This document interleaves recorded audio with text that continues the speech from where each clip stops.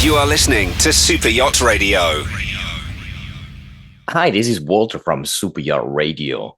Now, today I have a very special guest in a field that a lot of people don't know about or are not aware of, which is the electronical. I call it not even electronical, it's more like a software that you can use on yachts.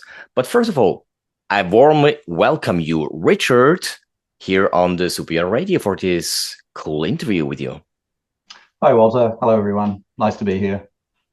Well, we have talked a little bit before, but I don't want to introduce yourself because you can do that much better. So let us know a little bit. Who are you? What are you doing? And maybe shortly, how do you came into this field of doing whatever we talk about afterwards? Great. So my name's Richard Koch, or Koch in German, Australian born, been in Switzerland 20 years. And I'm the owner and founder of Yachtprep. So Yachtprep's an app for owners in the 12 to 25 meter range, which I've built basically on my own needs. There was a gap in the market. I didn't get what I wanted. So I used my software experience, mainly in regulated software, to build this. So I've been sailing all my life, flying 11s, 12-foot skiffs on Sydney Harbour, yacht sailing, across the channel, my time in England. A lot of solo sea kayak expeditioning, which people kind of make fun of, but when you're in the Southern Ocean by yourself or in Patagonia 2 weeks by yourself, it's not quite as humorous. So lots of great adventures there. And in the last 10 years, I've had 5 boats, and I'm the current owner of an ex-Bristol Channel pilot cutter, 60-foot. Old Gardner 8L3B, which is in need of a lot of love and restoration. And that basically, this yacht Llanreath was the inspiration for my app. Well, it's interesting to hear that a boat can be an inspiration to build an app, but obviously there is a need also, or something that you wanted to have in this regard too. Now you talk about the app, and by the way, apps are everywhere now around. People want to have apps for anything and everything. Correct. What is this app about? What does it do for you as a boat owner? Fundamentally, it handles any type of data I might come across in my yacht, no matter where that might be. And it's a very interesting question. The simple one I raise to people is length overall. So surely yachts have one length overall, people say. And if you go to the other apps, you put in length overall once. But I would argue that that's not the case. So the yacht has a property called length overall, which is the steel in the boat, the steel hull. But how do we know where that comes from? Well, if I look at my plans, I think the boat came with over 30 drawings. If I go through that, I've probably got length overall at least half a dozen times in those drawings. I've got a stability book with length overall. I've got surveys with length overall. I've got certificates with length overall, for example. So one of the issues that current apps don't solve is, well, where do you put all this data that exists in the real world, but the software just doesn't handle it. So that was one of the key points. The next point was that the yacht has to be registered under the Swiss Ocean Going Yachts. And I come from a compliance background, medical device compliance, basically the software that could kill you or make you better, depending on how well or how badly it's built. Better not killing you.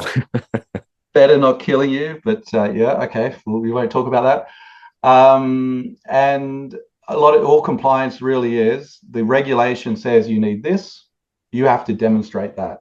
And again, if you want to get into flag maintenance, certificate maintenance, showing compliance to insurers, etc., you generally have a lot of complex requirements, and you need to demonstrate, sometimes to the regulator, but you should do it for yourself if you want to say get that certificate, that you comply.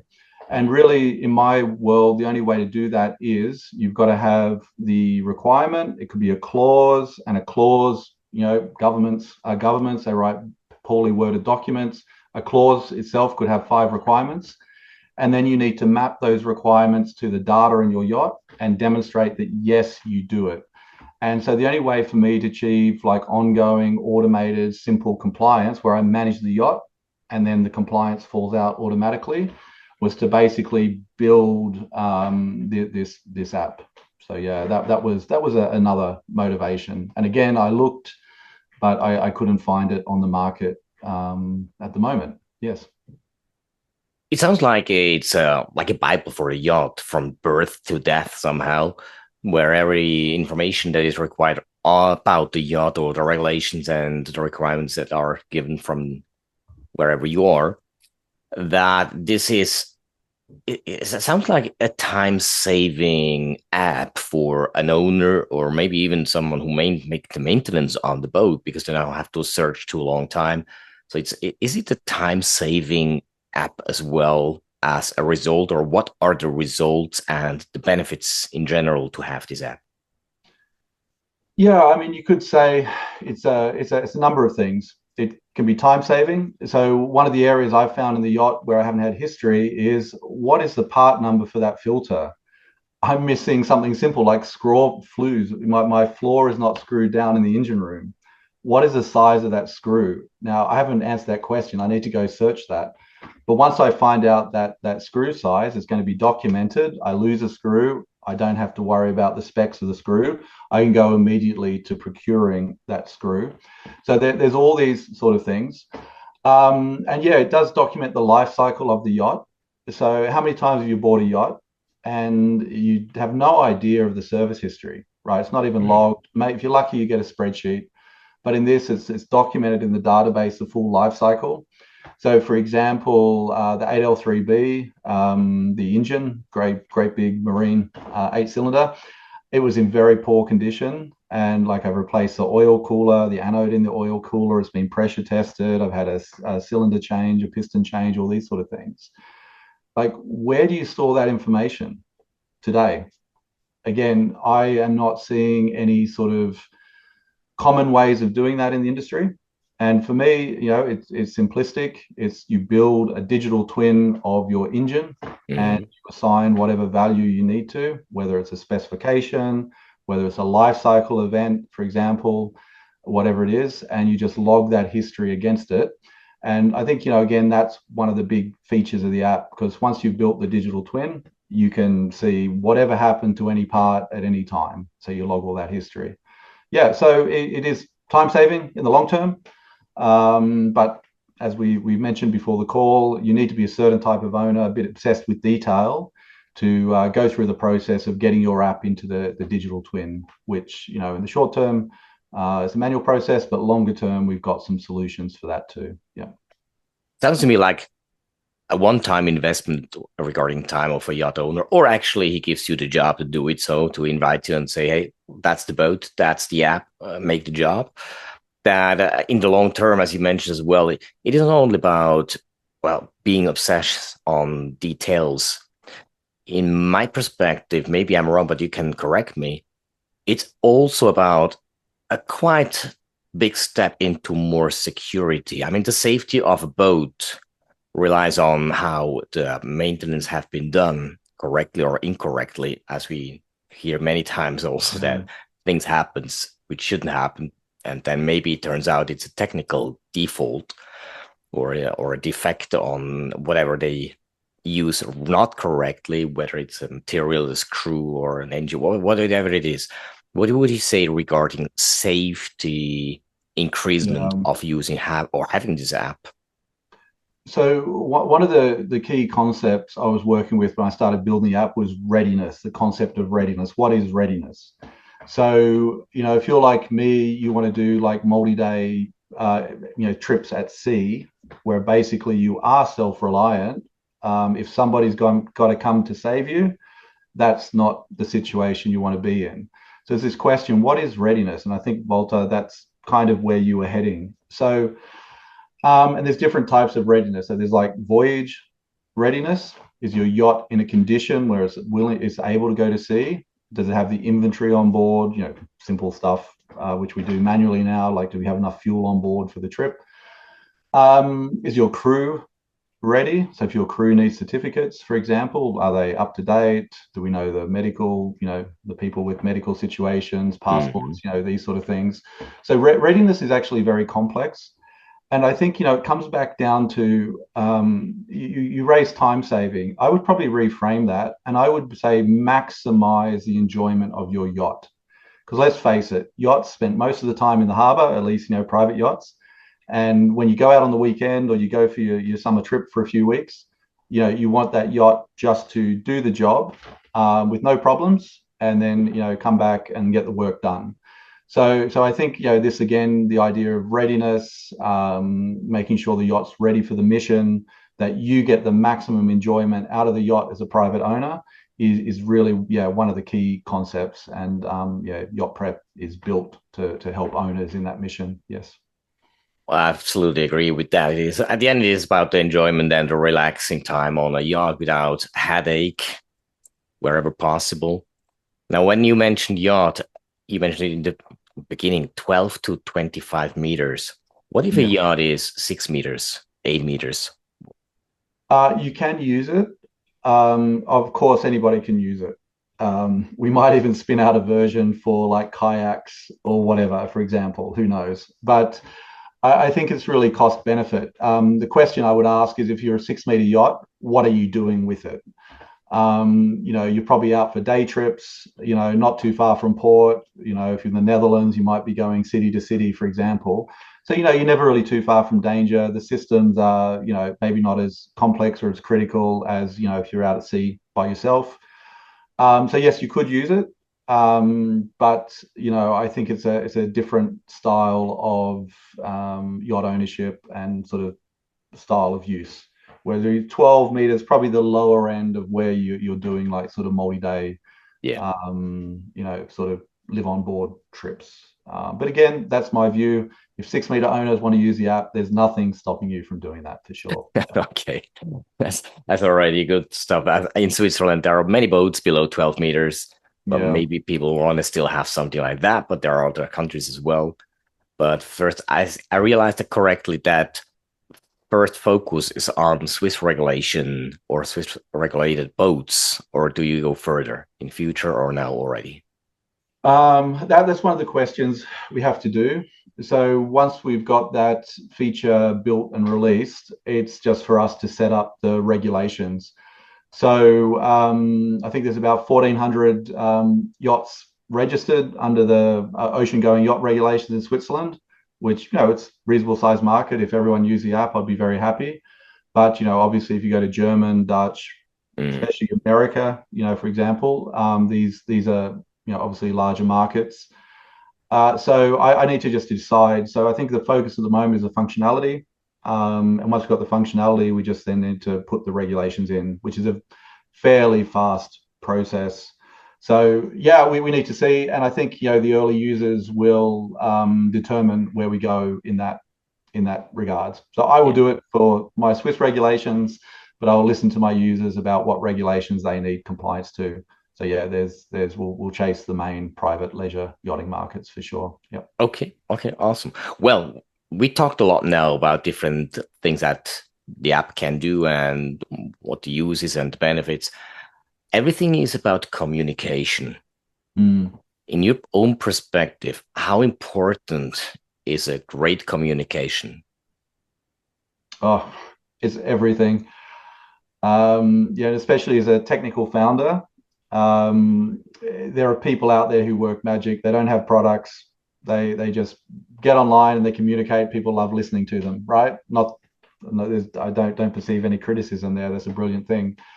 So if you've got a product that the world needs, or at least I believe the world needs, communication is everything. The message has to connect with the owners that will benefit from the app. So yes, agree. Communication is very important. Yes. Well, the app is about communication because it gives it information about whatever is on the boat or the maintenance and all the stuff. And the way how it brings it up, as I have seen before the call as well, how it will look like, the direction, it is very a clear structure there as well on how to use it. Is there anything in plan that you also will use more like pictures, like icons, stuff like that, or is that something that comes later on? Yeah, so I think you raise a good point. there's data, there's information, and then maybe, as you said, there's communication. So the app is very data intensive, and it needs to be, but you're sort of addressing, I think, like a product maturity stage where that data then becomes communication, messaging, intuitive, usage of the app. So you sort of get past the data layer to that sort of, what's the word? I'm not going to think of it now, to be able to integrate that data into meaning. So you get to meaning, a semantic layer. Yeah. So semantic was a word I had to look up. I don't know how many people know that word. I had to learn it recently, but basically it's the meaning of the data. So we're working very hard on the semantic layer of the app and how that's communicated. And that's communicated, as you said, through visuals. It depends, again, how people interpret information. Some people respond to color, some people respond to picture, some people respond to text. And we need to, very much focus on the usability layer. And again, with my background, a lot of medical device software is about usability, because if people find it difficult to use the applications or it's confusing, they make the wrong choices, that can lead to negative health outcomes. And again, you could argue that, for yachts, if it's not clear, what you're looking at or how to use it, potentially you are not ready when you go for that trip. So yes, it's hugely important. Those 1,000 by 1,500 pixels on the screen, it just got to scream meaning. Yeah, absolutely. Yeah. Oh. Well, also now, when people are interested to know more about this app, what is the time frame that they can expect to get the opportunity to have it as first, or the first version? Where do they find it? Right. So we're launching in a couple of weeks. If you go to my website, I have some pre. What is your website? What is your website called? Yachtprep.com. Oh, so, super. Yachtprep.com. I'm doing some pre-release offers. So basically lifetime 50% discount for anybody who signs up prior to release. That's thank you for putting some faith into something you haven't seen. And if you do that now, we can actually give you access to the beta version of the app. It's up and working.